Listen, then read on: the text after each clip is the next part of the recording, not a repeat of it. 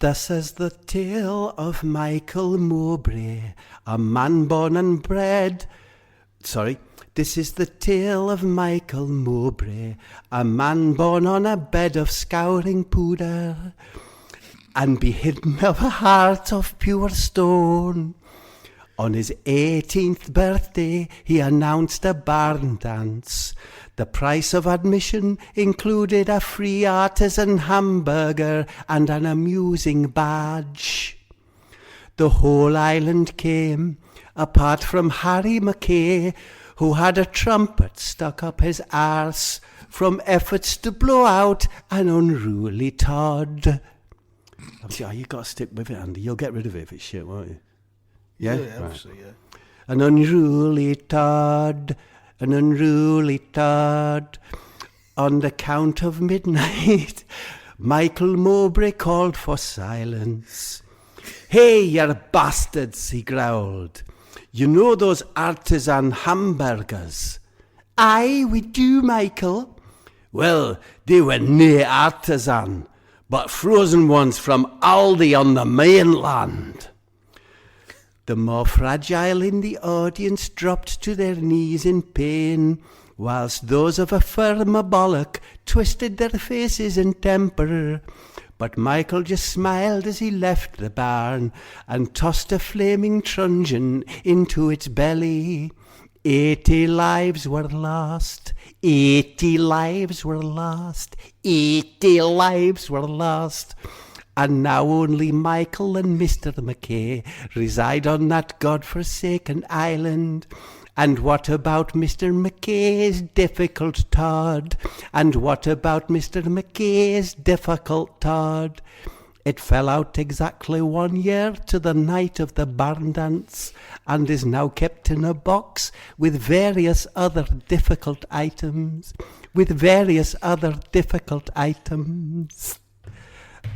Oh, that's it, Andy, I'm sorry. Right. This is the tale of Sam McGregor, the last surviving adult male on the island. He had long harboured dreams of escaping to the mainland, where he could sample the pastry at Greg's, or visit Costa Coffee, where you could apply within. Even enroll at a Bannatyne or Pure Living gym and cleanse his body with their luxury soaps. He had planned his escape for some time, but things had now turned urgent. As in the last month, 80 men had died. 80 men had died. Yes, 80 men had died. He fashioned the durable craft from firewood and discarded fencing. Oars were made from that little access panel you find on lampposts that he prized off with a large hinge from his mother's blanket box. It was past midnight when he dropped... Is my accent going?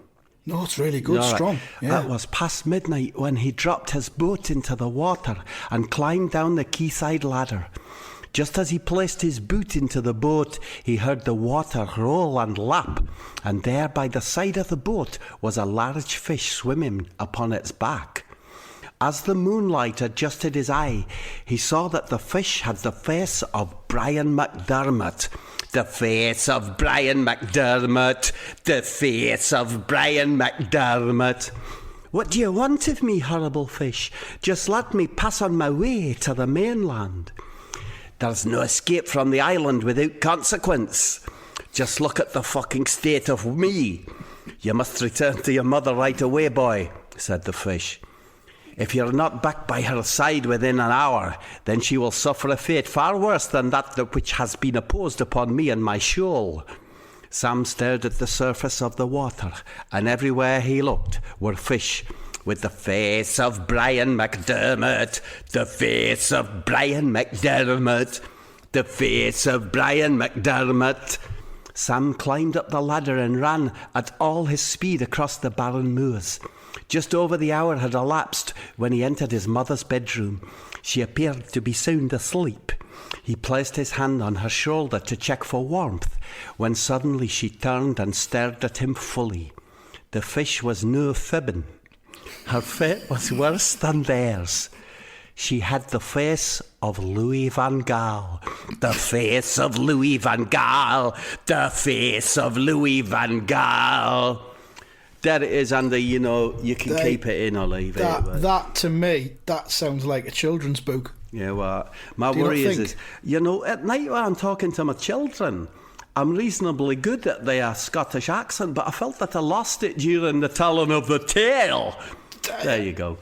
How very fucking hell, anyway, do you know what I mean? This is the tale of Stuart MacDermot, a tall, wiry boy of little conversation, but plenty thought. Thought, not lonely, but always on his own. Not depressed, but reflective and gentle in his manner. Like most of the younger men on the island, he dreamt every day of leaving to start life on the mainland. There was only himself and 3 other males surviving on the Mull, for in the previous 9 months, 13 men had died. 13 men had died. When he imagined life on the mainland, he saw himself striding into Timpson's ale bar and demanding that his shoes be reshod on one of their complicated revolving machines, or whistling at the lasses as they gathered around the bollards preventing vehicles entering the housing estate. He even saw himself sat in Costa Coffee, drinking hot chocolate, and been handed the Wi-Fi code by the lassie with tits to spare.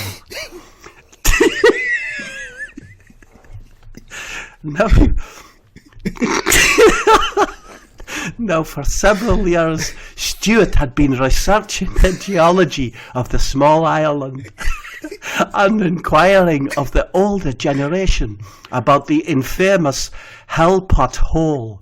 It was reputed to be the home of an unusual beast with whom a deal could be struck to escape the clutches of the godforsaken isle. His research had led him to a small...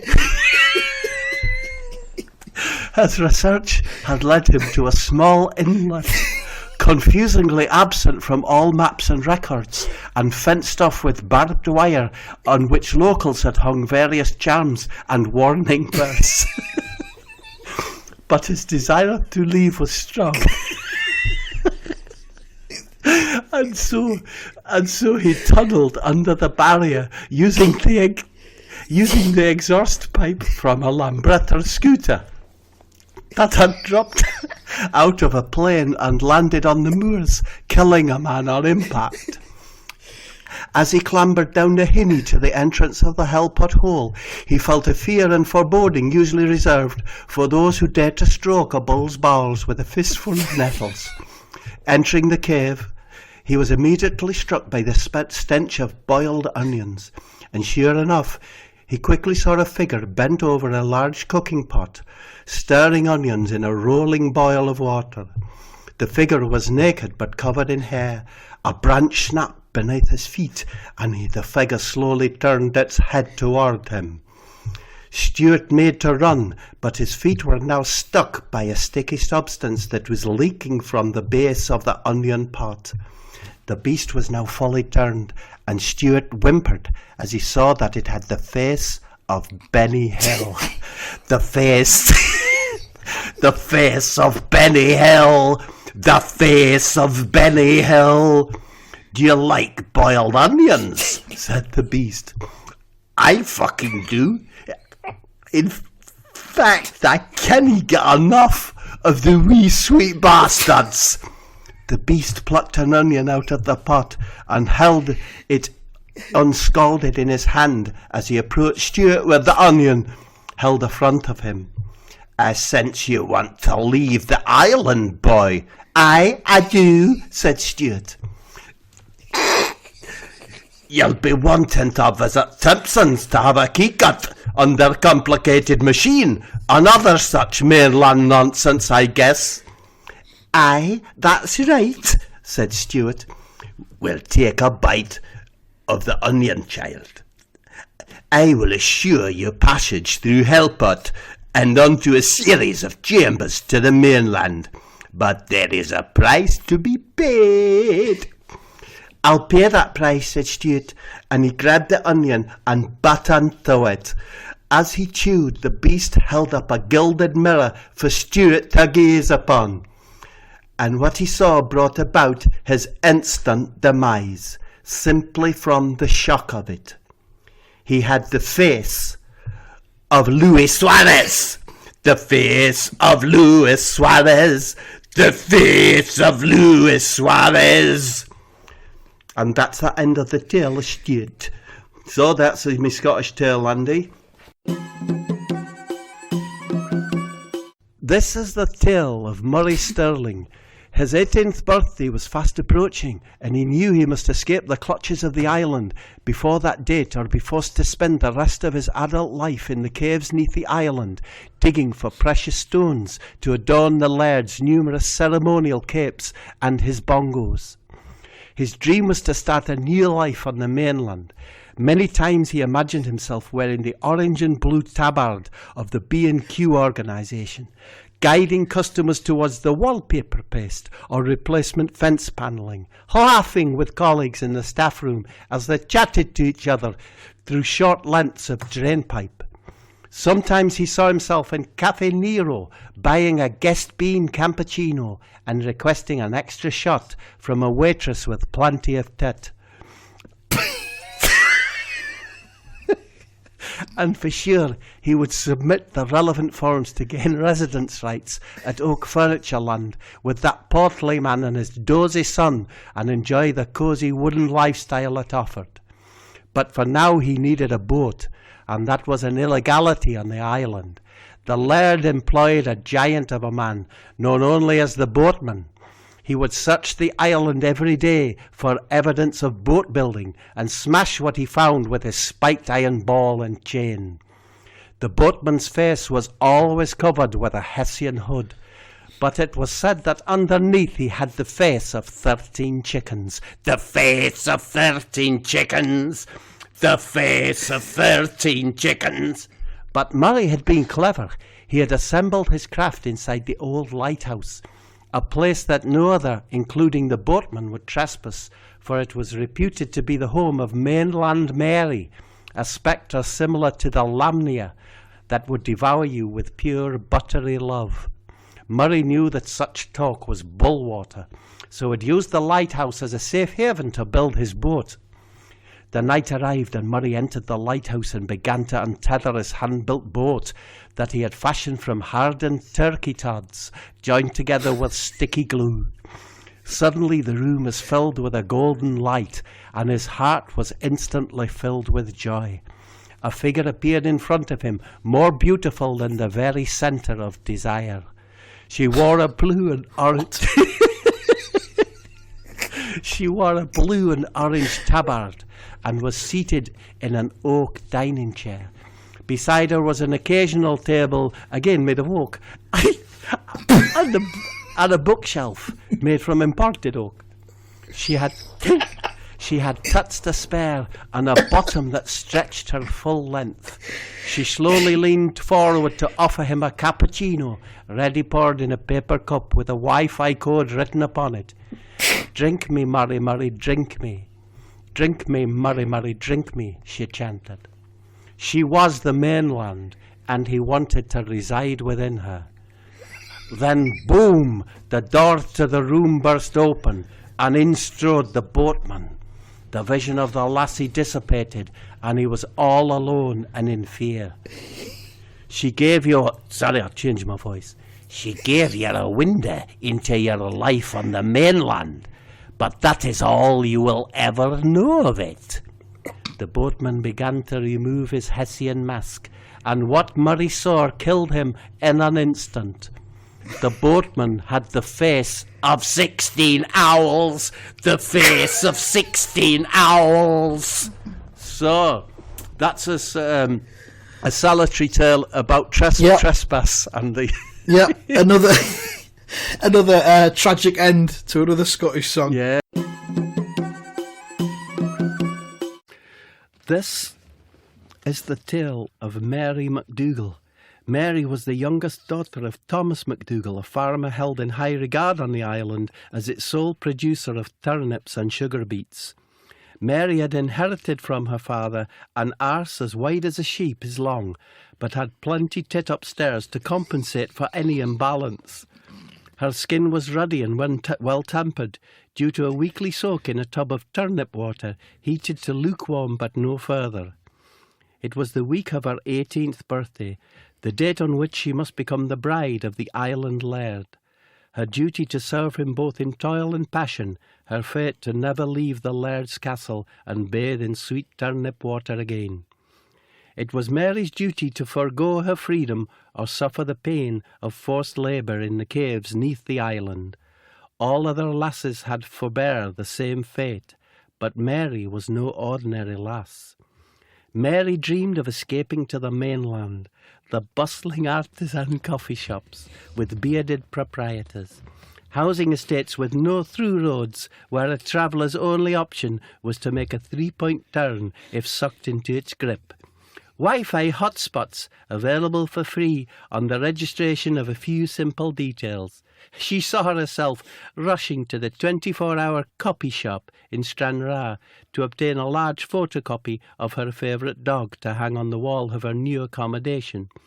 When asked what size she required, the laddie would blush as a request for a big one, though it would be clear from his awkward stance that he was possessed of a long and stout personal pipe. There was only one plan that could see her dreams fulfilled, and that was to murder the laird. But the laird was guarded 24 hours a day by Pet Mare, a beast part wolfhound, part pig, and part generic animal, but worst of all reputed to have the face of Ollie Mers. The face of Ollie Mers. The face of Ollie Mers. But in this respect, Mary had immunity, for she, unlike most of her race, had no fear of Mers. In fact, she was rather warm to the idea of taking the weight off his knackerback. Her plan was simple. On the night of their betrothal, she would hide a dagger in her girdle and plunge it into his heart as he clambered upon her. If need be, she could dispose of the beast Pet Mare by the same design. The night arrived, and the laird clambered around her endless behind to position himself aside her. She could hear the rhythmic breath of Pet Mare beneath the bed, and she knew that she must be swift and certain in her attack. The laird spoke.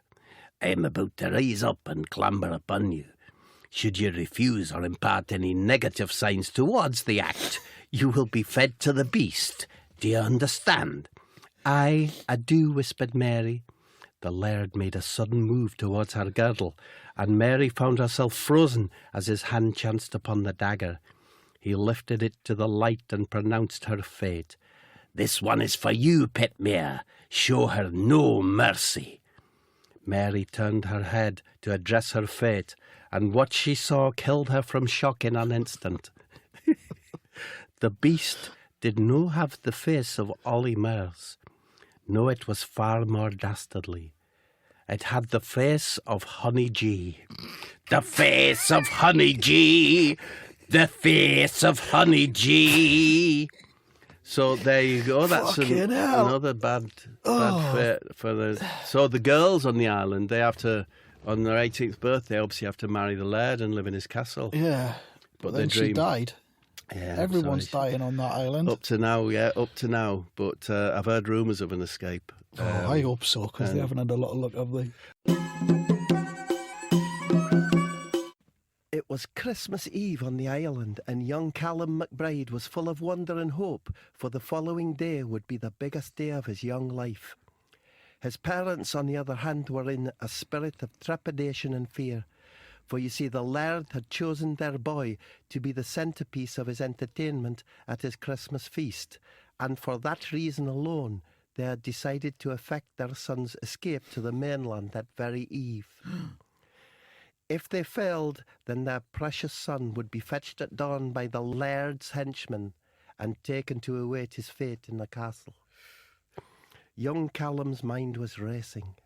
He had often dreamed of life on the mainland, the wonder of the Timpson's heel bar with its revolving machine and its intricate leather-working tools, not to mention its sweet-smelling, powerful glues that could work their magic on even the most absorbent of materials. He saw himself wearing a tight blue suit, 2 sizes too small for him, as was the fashion on the mainland, and striding into Costa Coffee to demand their latest guest bean cappuccino.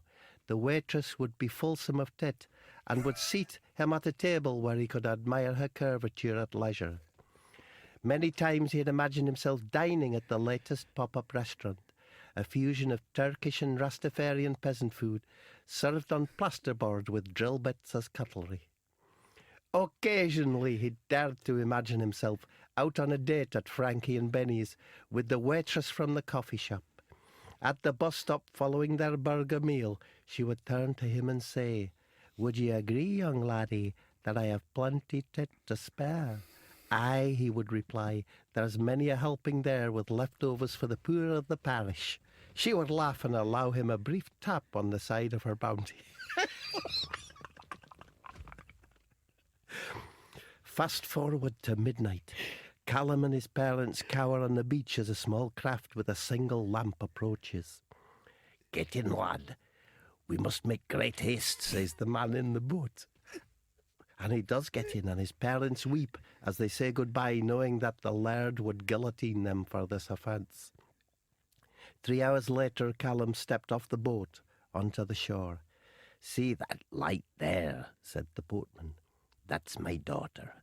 Go to her and she will provide you safe harbour. Go on, away you go."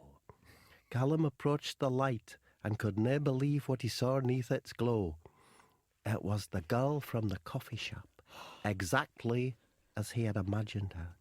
He smiled an anxious smile as she put down her lamp and began to unbutton her blouse. When fully undone, Callum was faced with a sight that killed him instantly. For her tits were not of the expected nature.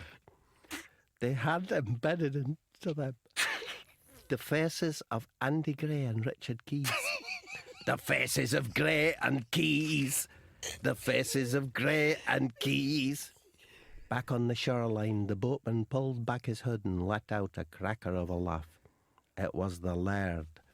"Merry Christmas, Callum," he whispered, and both he and the waitress disappeared in a puff of black smoke. The next day, Callum's parents received the news that their son had passed away on an island beach. For you see, he had never left, and now he never would. Do you think the story was a bit like the opening scene in Saving Private Ryan, Andy? Horrific. Yeah, you did. Horrific. Yeah, Okay. I did. Part 2 next time. Mary Gordon was the prettiest lass on the island, possessed of long, silky red hair that tumbled around her shoulders like a cascade of clematis tendrils. Her legs were long and smooth, like a bold pouring of evaporated milk. Her eyes were emerald green and peppered with mischief. She had a stomach as flat as a pilchard's tail and plenty tit to spare, should a number of suitors need feeding. For many years the laird had had his eyes upon her bounty, but had been frustrated in his endeavours by Mary's father. He was an ill-tempered giant of a man, feared by all on the island, and had threatened to strike down the laird to death should he seek to harvest his daughter's bagel. But today Mary was in terrible fear as she sat by the bed of her dead father. For as soon as the laird heard of his demise, then surely he would come to fetch her. What was she to do? Her only chance of avoiding the laird's clutches was to escape to the mainland. Ah, the mainland, she sighed. Many an evening she had imagined herself striding along the high street in Stranraer. She would visit the Timpsons' Hale Bar under the guise of requiring new laces for her brogues, but her real intent to watch the incredible revolving machine used to remove excess glue from the repairs. Then on to H. Samuel's, where the beauty of the carriage clocks and woodland porcelain figurines displayed in the window would move her to tears. She imagined herself sat alone in Costa Coffee, being approached by an art student requesting her knowledge of the Wi-Fi code. As he stood next to her table, His personal pipe and weights would rest on the top table, pulsating to the beat of African jazz, being piped into the premises free of charge by the kind owners of Costa. "I see you're staring at my fiddling pipe, wee lass," he would say. "It's a fair bulk, and sturdy to boot." "I do not wish to kick your fiddling tube, young man," she would say. "I was just admiring its tenacity and demeanour. Would you care to join me?" They would talk for hours, and later he would take her to his digs, where they would take advantage of the Papa John's 2 for Tuesday offer. Suddenly there was a Ferrari at the door, and the door was struck and knocked off its hinges. Stood in the doorway was the laird himself. "Well, you're all alone now, lassie. Time for you to take your place beside me in the castle." "I'll no come. You'll never have your way with me. I'd sooner die and rest with my father than do aught to please you." She picked up her father's cutlass, ready to fight the laird for her freedom. "Och, it's trouble you want, I see. Just like your father, but nae as powerful. Take her, McCallum." McCallum entered the room. Mary was so fearful of what she saw that she held up the cutlass and slit through her own throat. For McCallum had the face of Jason Derulo. The face of Jason Derulo. The face of Jason Derulo.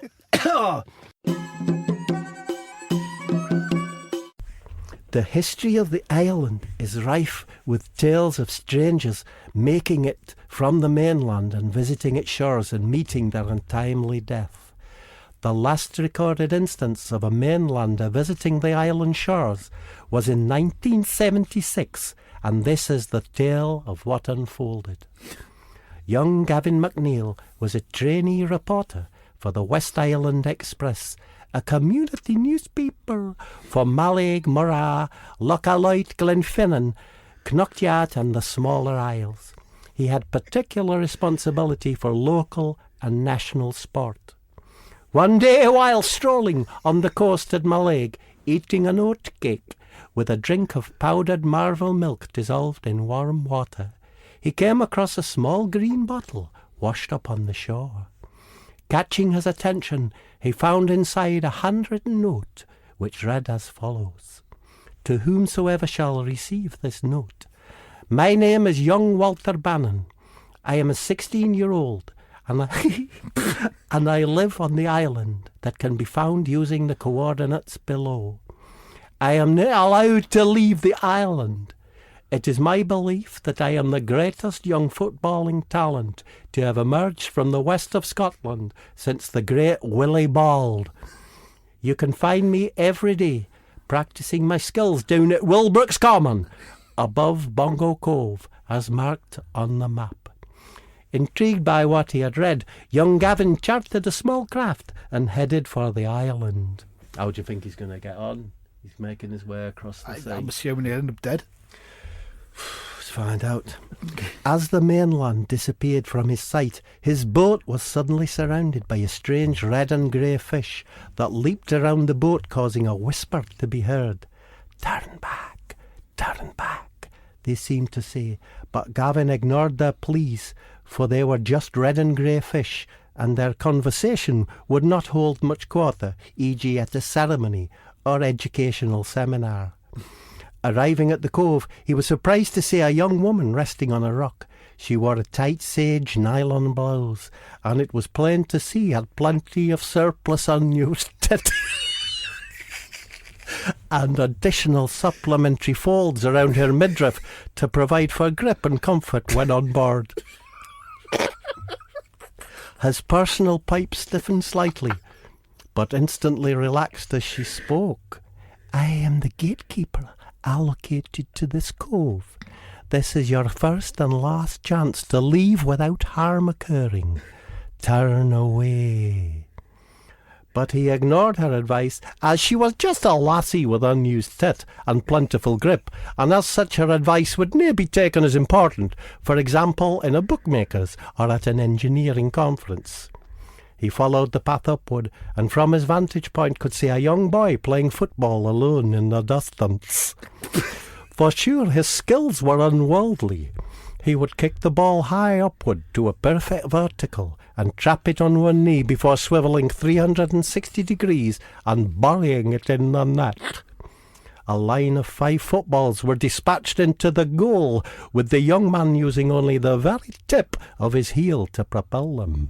Gavin walked at a pace toward him. The boy juggled 3 footballs upon first his head, and then by a combination of his shoulder and his personal pipe. As Gavin approached, he shouted, "Hey, young Willie, how do you do?" "I'm Gavin." But his words stopped there and sudden, for when the boy turned toward him, what Gavin gazed upon killed him in an instant. For Willie had the face that was a combination of Benedict Cumberbatch and Nicola Sturgeon. "The face of Benedict Sturgeon! The face of Benedict Sturgeon!" So, there you go. I was right. What were you right Death. about? It was dull. Yeah, he died. But who warned him? There's a little quiz. Who tried to warn him? I don't know. I wasn't listening. So you weren't listening. Well, the red and grey fish tried to warn him. Right. Turn back! Turn back! Is this going to be a regular thing where you test me afterwards about what's happening in the song? Do you know, I always assumed you were listening, and, you know, that's a disappointment to me, especially as you criticise them. Do you know what I mean? I only hear the kind of the sort of tone of them. Yeah. The I sort should put more into the accent, you know. More? My personal pipe was gently... I do get a bit engrossed in them. Yeah. But I sort of find myself drifting off to a distillery and wanting I to don't drink mind a lot that. of whiskey. So, shall we go to the island? Yeah, finish off with that. It's a bit long, Andy. I know they always are. Well, we're used to it now. Okay. Young Thomas MacLuff lived on the island position nearest to the Laird's domain and the Western Isles. Separated by the sea, but not beyond the spying eye of his telescope, purchased from the now-defunct Comet Superstore on the mainland. So it's a nice start, isn't it, Andy? It's something. So he's spying on the island with his telescope. Oh, that would have been. Thomas would spend hours of daylight gazing upon the Laird's Island from his bedroom window. He would watch the delivery of provisions by boat every Thursday, rolled oats, oatmeal, oaty drinks, oats so simple, and Rixteen salt and pepper oatcakes, especially for the Laird. Yeah, so it's the delivery, he watches them doing the deliveries. Okay.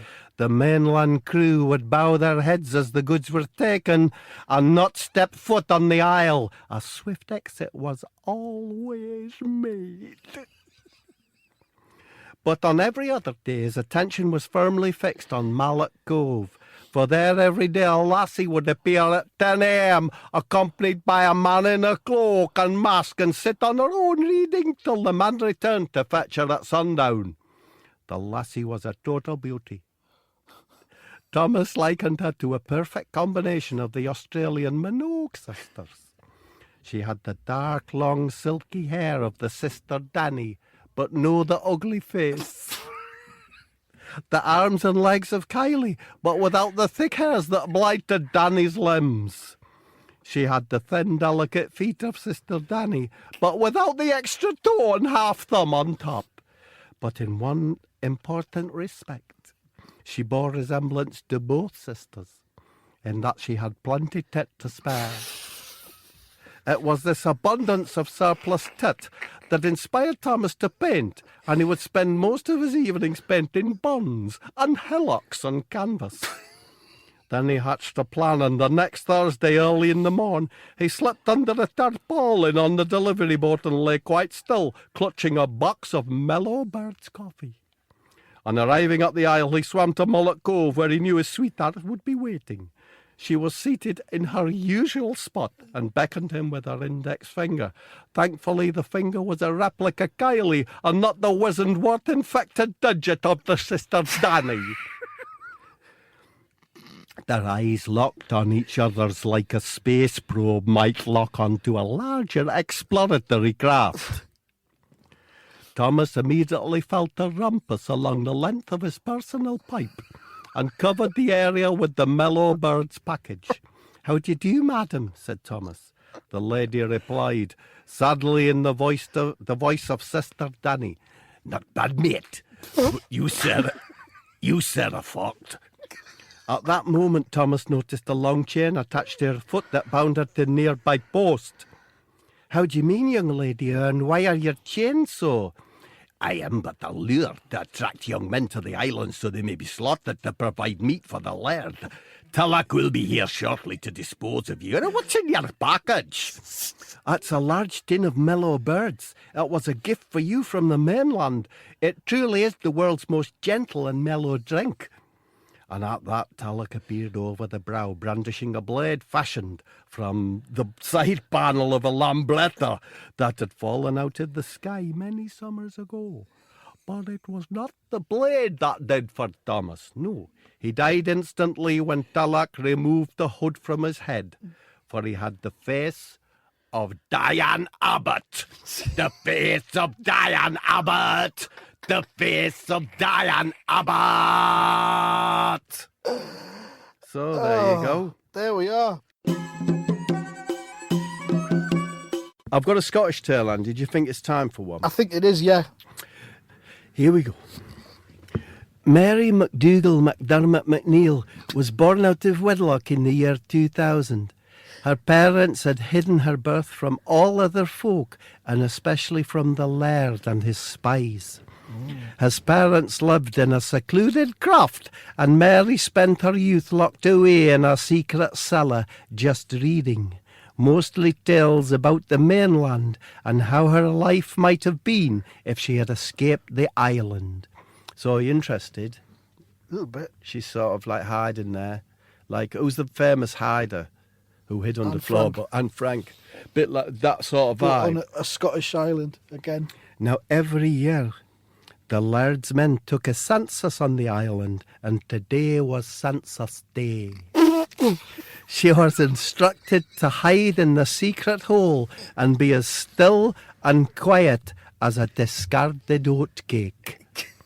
As she lay in her hole, her mind drifted toward an imagined life on the mainland. She saw herself working in Halfords in the striking orange and brown uniform. She would carry out free health checks on vehicles and advise motorists of travel requirements when driving abroad in Europe. "You must always carry a litter tray and a tin of plums when travelling in France, or you will be subjected to an on-the-spot fine," she would warn the motorists. "In Italy, you must always have at least 3 aqualungs and a bag of pepper in your boot, or you may spend a night in the cell. And in Spain, be sure to always have a wedding dress and a bread maker in your car, or your car may be seized and crushed without further notice. After work, a young handsome colleague would take her for a dram in a local hostelry. As the whisky loosened his tongue, he would comment that she had a formidable amount of tat, so much so that huge swathes of it had to be considered surplus.